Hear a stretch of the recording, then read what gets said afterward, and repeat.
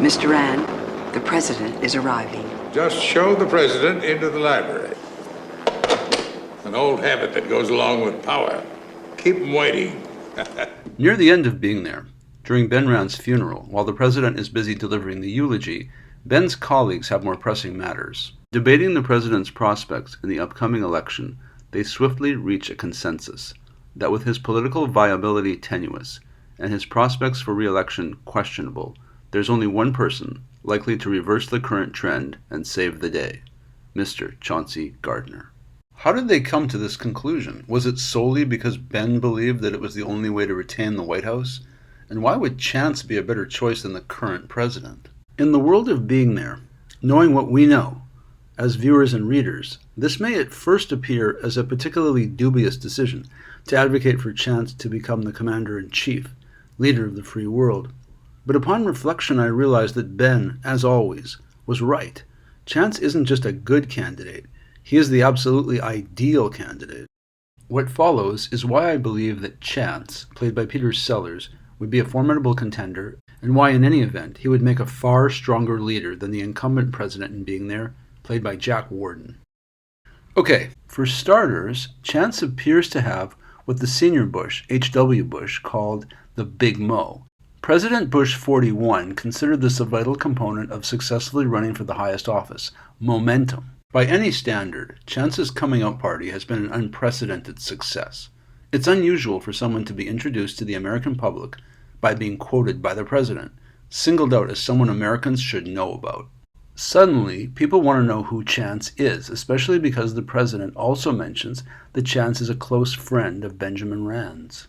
After the president's speech, Chance is a guest on the Gary Burns Show, and it goes well.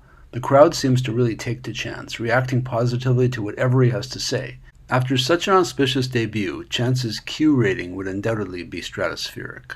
The president's endorsement, and Chance's relationship with Ben Rand, played by Melvyn Douglas, and a memorable TV appearance are the gold standards. Everything's coming up roses at this stage. I'd like very much to thank you for joining us on such short notice and filling in for the vice president. On television, Chance appears unflappable, mature, and witty, displaying a kind of blissful Zen-like contentment. Gary's ready for you now. Yes. Good luck. Being telecast into millions of homes does not seem to faze him in the slightest.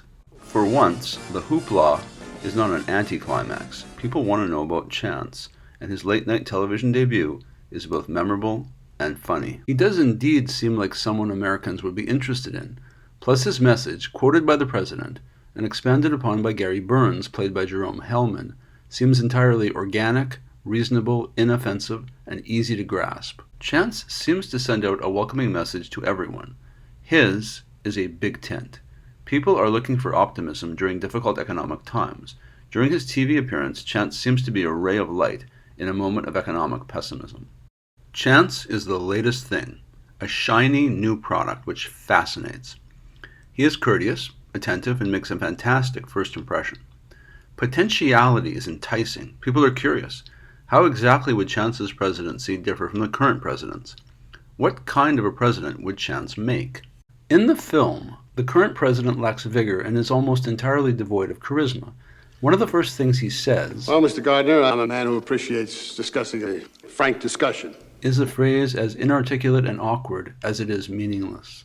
He spends his time taking the temperatures of others, including Ben and Chance, hoping that they will tell him whether or not to attempt to stimulate the economy during the economic downturn. This is a feckless, insecure, vacillating politician entirely unsuited to leading others. He comes across as truly worn down, apparently suffering through all the worst indignities associated with age. For example, erectile dysfunction. Is it me? Taking up a hobby, model airplane assembly, to try to relax. Desperately and unsuccessfully trying to stay in shape. And even stopping by to commiserate with an elderly, dying friend. He may have once been a leader in the Senate, but this president is no longer that man. The most impressive thing about him in Being There is the arrival of his entourage at the Rand's estate.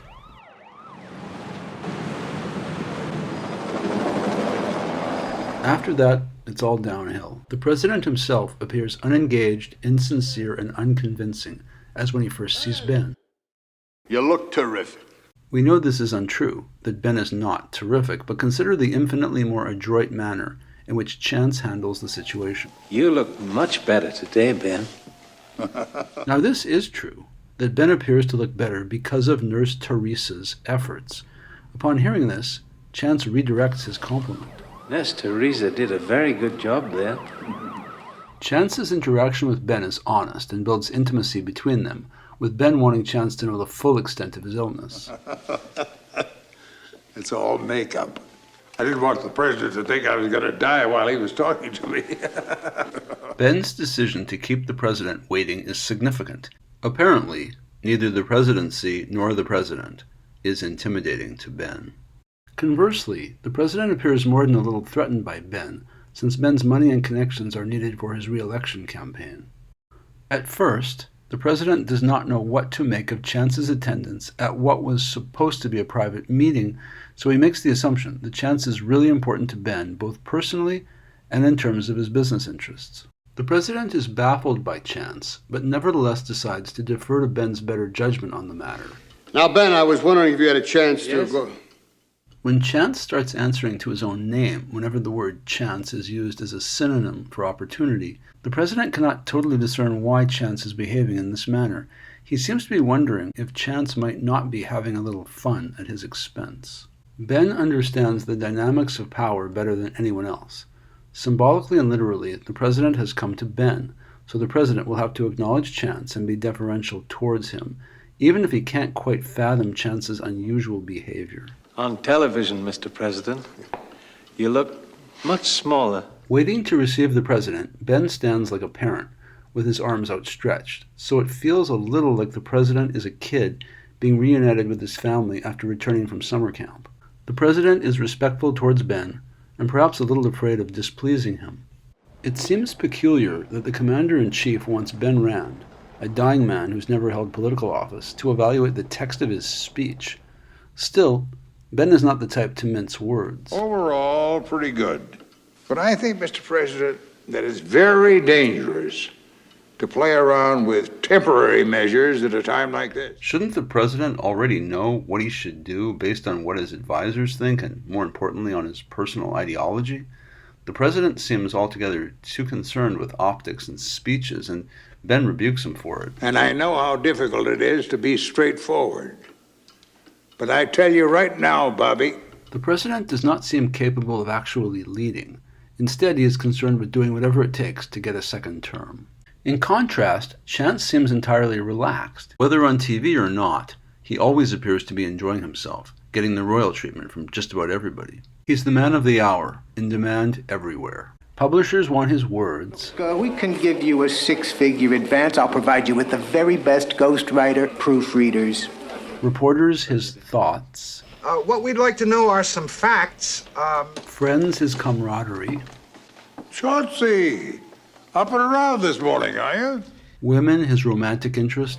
Don't leave me alone with him for too long. And Ben's pals, well, they mostly want a viable candidate to retain the White House, and for this, they need Chance's clean skin. Well, what about Chauncey Gardiner? But what do we know of the man? Absolutely nothing. That could be an asset. By any measure, Chance appears more engaged than the president. For example, he always listens intently to what others are saying. Additionally, people seem to gravitate towards Chance and trust him because he somehow comes across as more direct, authentic, and sincere than the president. And Chance tends to stick to what he knows best, gardening. Young plants do much better if a person helps them. Other people immediately perceive Chance's authenticity, that he is clearly a man who at some point had some dirt under his fingernails. Oh, Chauncey, you have the gift of being natural. That's a great talent, my boy. He's correct about Chance, and he's correct about it being a gift that certain great politicians possess. Chance is open with others, and they get some sense of who he actually is, distorted as it might be, mind you, by people's perceptions of reality. For example, that being well-dressed and distinguished-looking means that you're important with consequential things to say. The president, from what we've seen, is not blessed with that particular gift, the gift of being natural. Because of this, the president's statements often ring hollow. To quote Mr. Gardiner, As long as the roots of industry remain firmly planted in the national soil, the economic prospects are undoubtedly sunny. The president lacks Chance's sincerity, and the reason's pretty simple. Chance means everything literally, whereas the president sees gardening as a way of explaining the economic downturn, so it's ultimately just a way of him justifying his decision to bite the bullet. He vows to rethink his position while searching for other, less invasive solutions to the country's economic woes. No one at First American Financial seems to be pleased by anything he's saying. They actually appear to be a little bored. The president is governing like a weather vane, so when Chance appears on television, the audience is amused by what they see as his cute response to Gary Burns' question about whether Chance concurs with the president's view. Which view?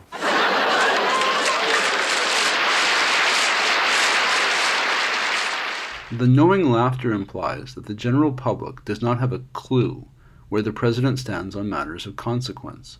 This is not leadership. The advantage of an ideology is that people know where you stand and how you arrived at your decision. Shockingly, the president does not seem to know where he stands on government intervention in economic affairs.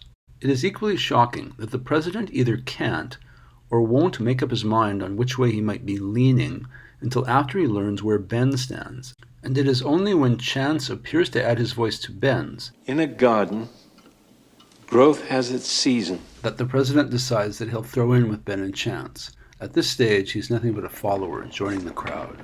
Coffin, I'll need some information on Mr. Chauncey Gardiner's background. Gardiner, yes, sir. At least in part, Chance's political viability stems from the president's incapacity to make common-sense political decisions. For example, rushing to quote Chance on national television before precisely determining who he was moves Chance, in a single afternoon, from total anonymity to household name. After his appearance on the Gary Burns show, Chance emerges as a dynamic and enigmatic counterweight to the sitting president. He is calm and relaxed and self-assured, whereas the president appears as old and tired. People perceive Chance as being amusing, whereas the president is seen as tedious. Seeing Chance on TV for the first time is like watching a dynamic new athlete dominating his sport. Chance appears to be playing the game profoundly differently than other people would expect, precisely because he does not care about his popularity or electability. The president feels threatened by Chance's emergence as a national figure.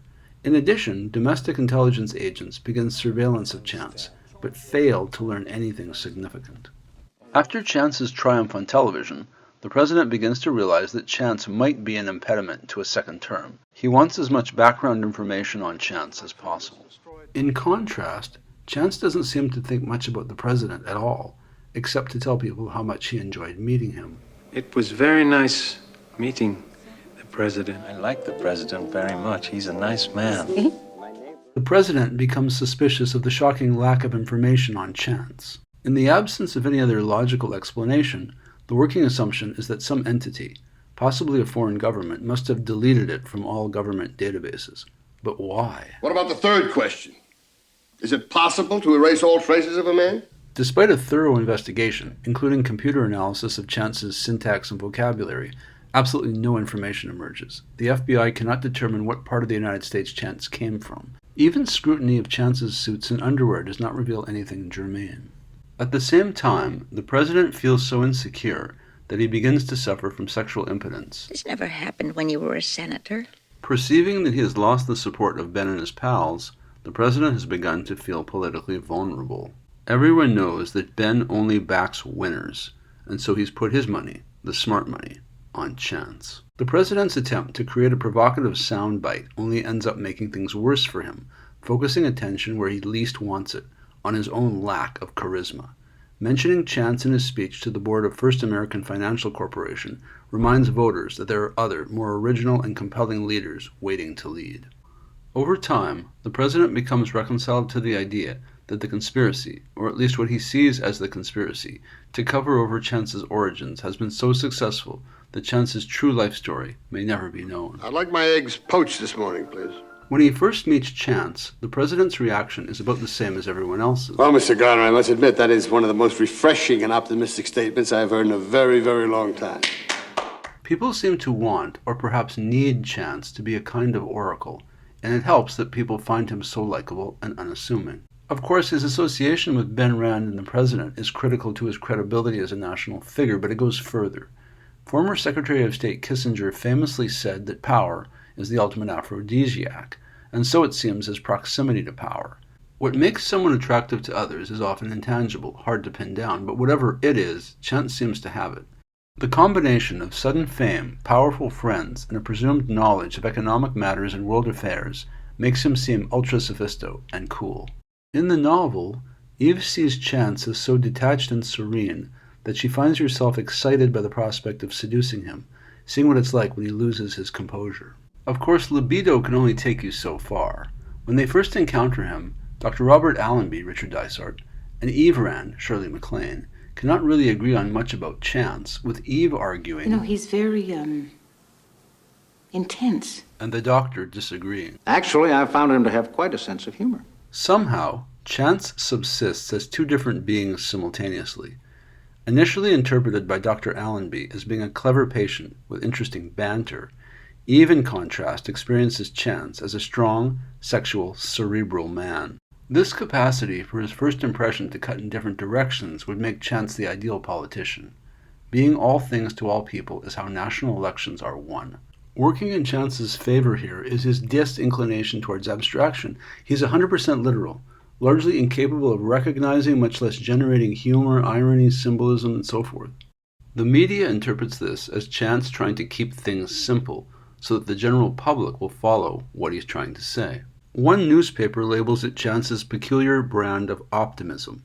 Ms. Hayes, a lawyer Chance encounters in the first minutes of the film, sums up what she felt was going on during the TV interview, what she sees cynically as Chance's broader strategy. Oh, he was very clever, keeping it at a third-grade level. That's what they understand. Though the interpretation, with regard to Chance, is incorrect, both the newspaper and Ms. Hayes, nevertheless, have a point.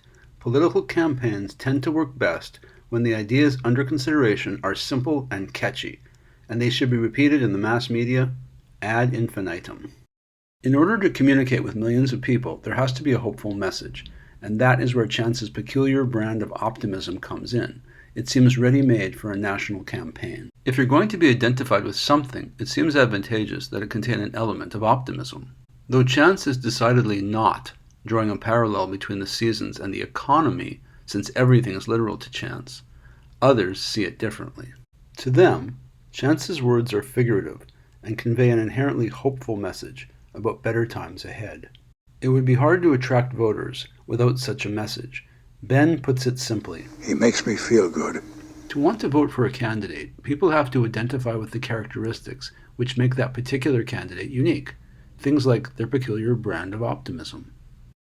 Part of Chance's appeal, of course, isn't just he himself, but also the company he keeps. In the novel, Ambassador Vladimir Skrapinov, portrayed by Richard Basehart in the movie, is an indispensable part of Chance's rise to prominence. As in the film, the ambassador is immediately taken with Chance, after he mistakenly concludes that they share an affinity for the fables of Ivan Krylov. Again, in the course of the novel, Ambassador Skrapinov decides to mention Chance in a speech to the Mercantile Association in Philadelphia. In his speech, the ambassador characterizes Chance as an exemplar of a new kind of American leader, less a traditional politician and more of an enlightened statesman, responsive to change, less ideologically driven, and truly flexible in matters of social policy. The national news broadcasts immediately note that within 48 hours, Chance has been mentioned by both the president and Ambassador Skrapinov. In the novel, pictures of Chance from the reception for the ambassador appear in the news media, and the American public rapidly becomes familiar with Chance. In his secret report, Ambassador Skrapinov describes his new friend as being highly educated, cultured, and politically shrewd. It is clear that he thinks that such a man might be willing to play ball with the Soviet Union. When the ambassador requests information on Chance, things like his family, his education, his exact relationship with the Rands, he is informed that there is no record of him anywhere. They have no specifics. However, Soviet psychiatrists nevertheless conclude that Chance is among the most emotionally mature and well-adjusted American public figures. Again, in the novel, the Soviets reach their own conclusions about Chance. They postulate that he is part of an incredibly well-orchestrated coup d'etat. Ultimately, the head of the foreign section in the embassy, Sulkin, congratulates Ambassador Skrapinov on what he calls the ambassador's sharp Marxist instinct, having the foresight to befriend an American leader who is clearly on the rise. The advantage of having no traceable personal history is that all your past misdeeds would never come back to haunt you. So in Chance's case, it offers a double kind of safety. In addition to there being no record of his existence, he did nothing disqualifying in the first place. In running for political office, Chance's lack of any history would be an especially huge advantage over other candidates. For example, he's never had a DUI or injured another person in a traffic accident. And it goes much further than that. I've never been allowed outside of the house.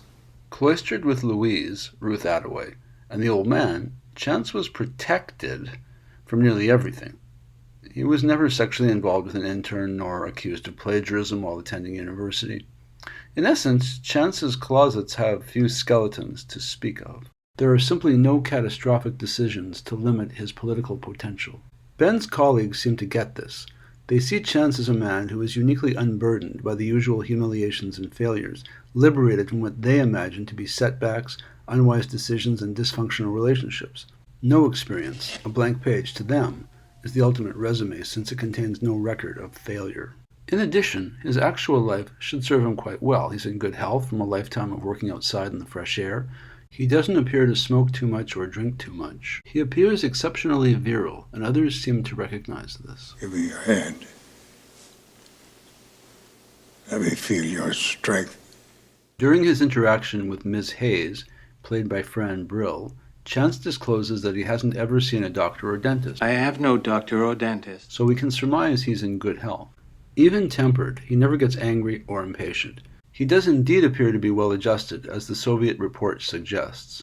It also seems significant that Chance is prone to neither subterfuge nor vindictiveness, and so he is unlikely to lead the nation into a crisis or cover-up. Compared to the sitting president, Chance's political instincts, or naturally occurring, call it political DNA, are unbeatable. For example, when Gary Burns asks Chance to describe what kind of gardener he is, Chance doesn't say that he's the best or the smartest or the most talented gardener.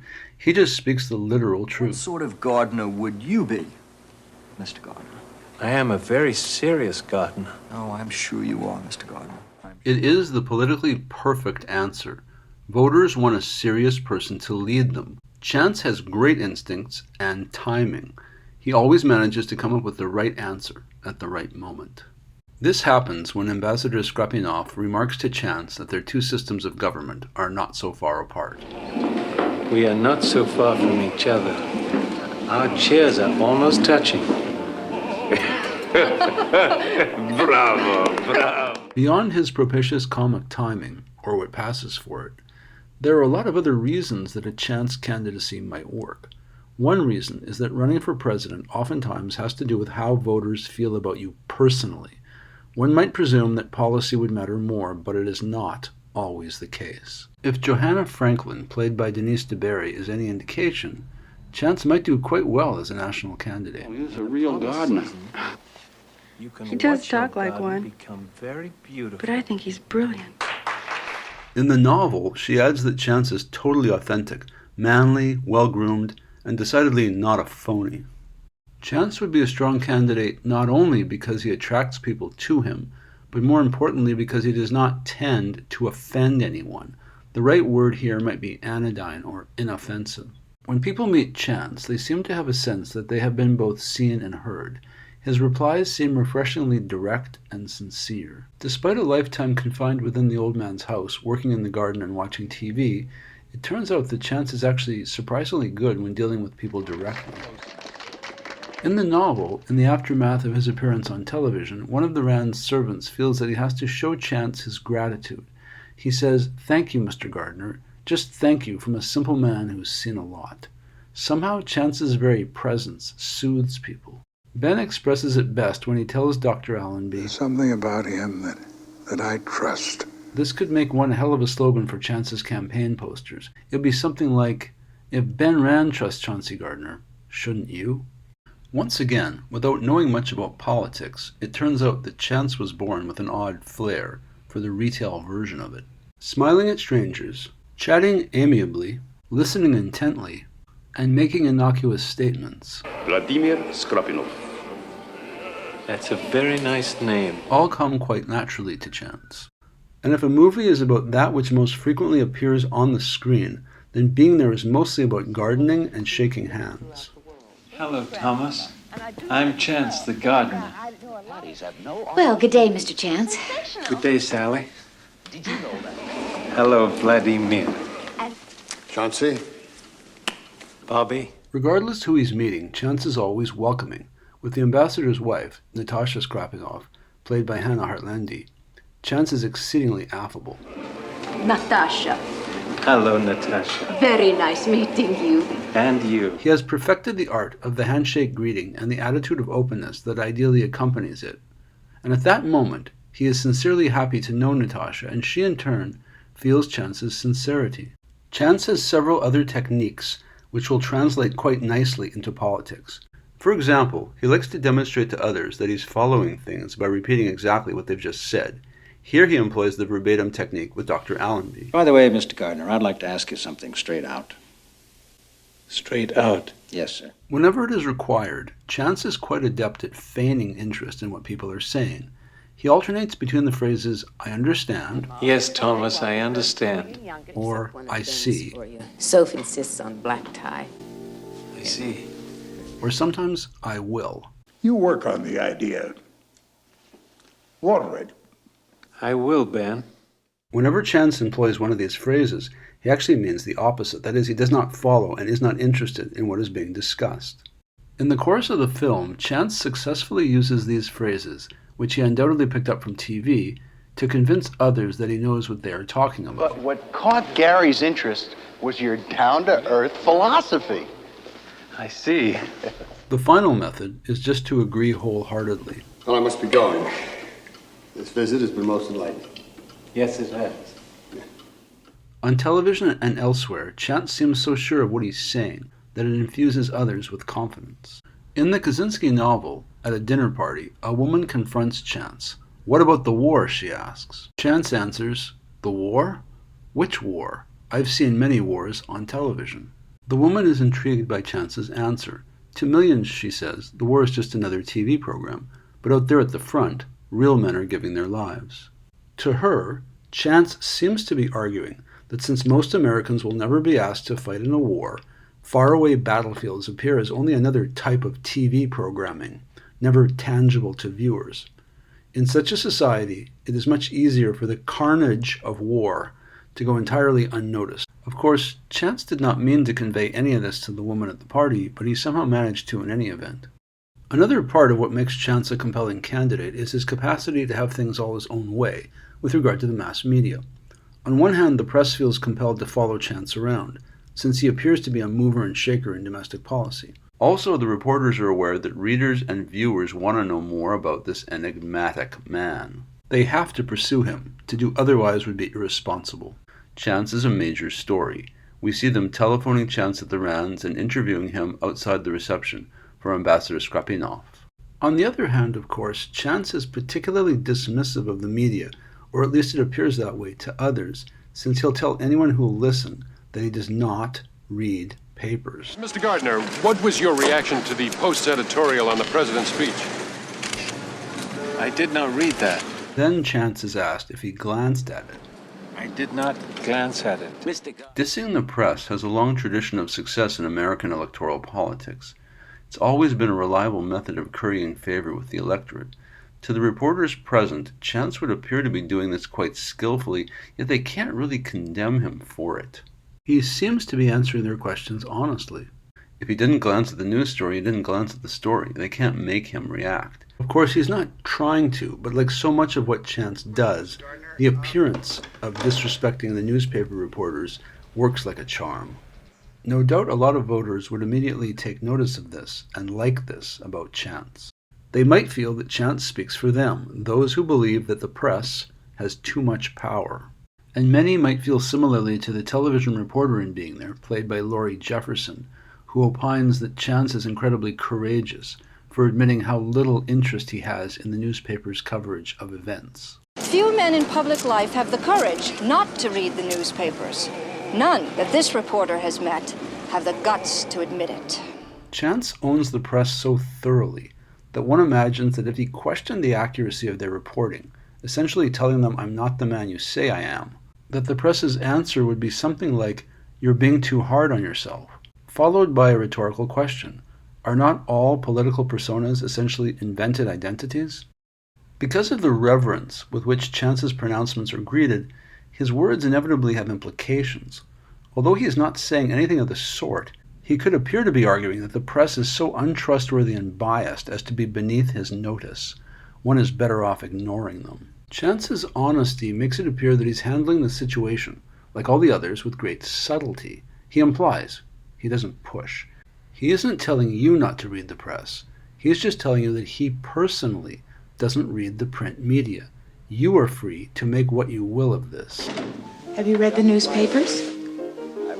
I don't read papers, Eve. The manner in which Chance comports himself makes him appear as a confident, mature adult, someone not particularly concerned with what anyone else thinks. Successful politicians all seem to possess this trait. Eve says it best. Chauncey, I've never seen anyone handle the press the way you do. You are so cool and detached. The press seems to be intimidated by Chance, as when he abruptly hangs up on the financial editor of the Washington Post, played by John Harkins. Quick question, Mr. Gardiner. Such rudeness is interpreted by the editor as indicating Chance's social confidence. Chance doesn't mean to create such a power imbalance, but the way he comports himself confuses people. Chance is being represented as a man of importance, and he is treated accordingly. The press are in awe of him, to the degree that they feel he knows more than they do. Thus, who are they to criticize him? They're just reporters, whereas Chance is a close friend and advisor of Benjamin Rand's. The further irony here is that the press is the main enabler of Chance. They reinforce the idea of Chauncey Gardiner as a political entity. They're the gatekeepers responsible for telling people who Chance is and why the president chooses to listen to his advice. The press assumes a great many things and does not always have the time to check facts. Well, you're described as one of the principal architects of the president's speech last night.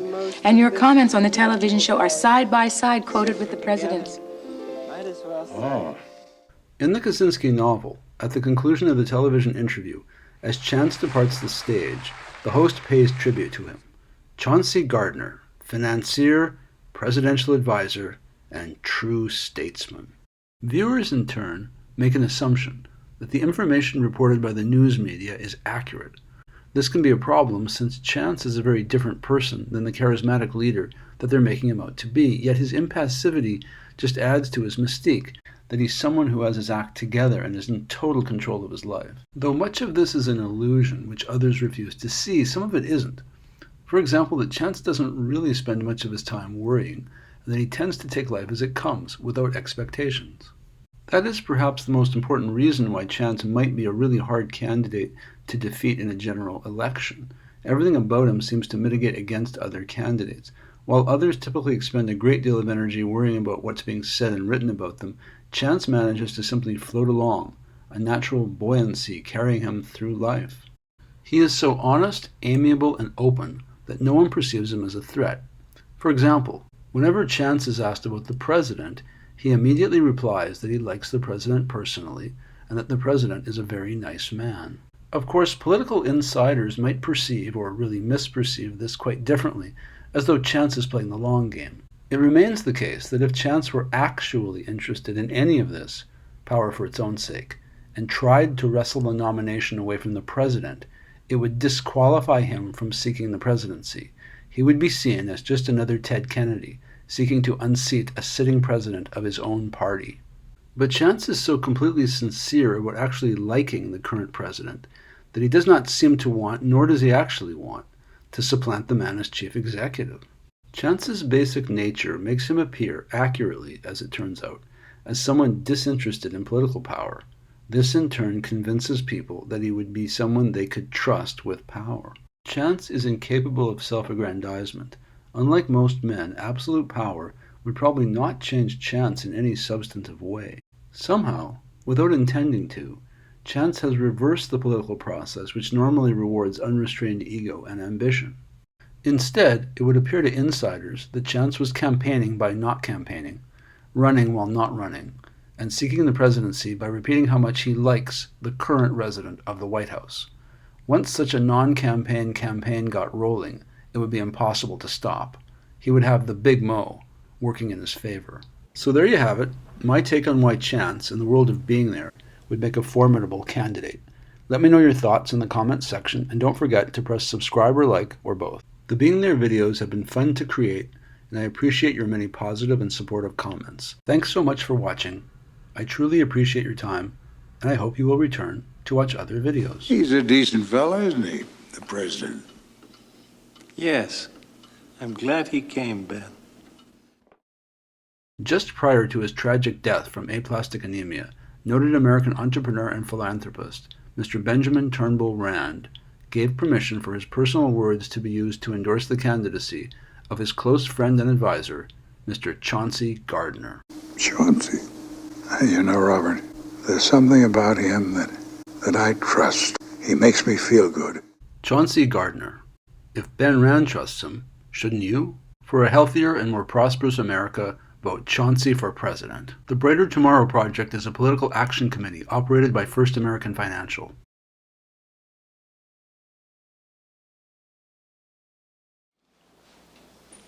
Chauncey, shall we go? That's a very good idea, Ben.